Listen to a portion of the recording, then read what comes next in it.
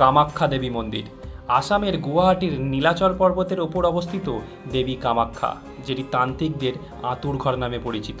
হিন্দু শাস্ত্র অনুযায়ী এখানে সতী মায়ের যোনি পড়ে, তাই 51টি সতীপীঠের মধ্যে এটি হচ্ছে সবচেয়ে গুরুত্বপূর্ণ এবং শক্তিশালী সতীপীঠ, যেটা আদি সতীপীঠ নামে পরিচিত। প্রায় 2200 বছর পুরনো এই মন্দিরে মা স্বয়ং নিজে বিরাজ করেন। জানলে অবাক হবেন, প্রতি বছর আষাঢ় মাসের সপ্তমী থেকে দশমী তিথি পর্যন্ত দেবীর ঋতুচক্র হয়, যার জন্য মন্দিরের দরজা বন্ধ থাকে। এই সময় চলাকালীন মন্দিরের ভেতরে সাদা কাপড় বিছানো হয়।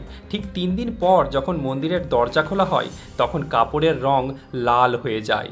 প্রচলিত প্রথা অনুসারে ছাগবলি মায়ের নিত্য পূজার অঙ্গ। মাকে এখানে বামাচার ও দক্ষিণাচার উভয় মতেই পুজো করা হয়। মন্দিরে প্রবেশ মাত্রই একরকম পজিটিভ ভাইব অনুভব করা যায়, আর তার জন্যই দেশ বিদেশ থেকে তান্ত্রিকরা ছুটে আসে সাধনার সিদ্ধি লাভের জন্য। কালিকা পুরাণ অনুসারে কামাখ্যায় পূজা করলে নাকি সকলের সব ইচ্ছা পূর্ণ হয়। তাই যদি কখনো সময় পান, তাহলে অবশ্যই মাকে দর্শন করে আসবেন। জয় মা কামাখ্যা।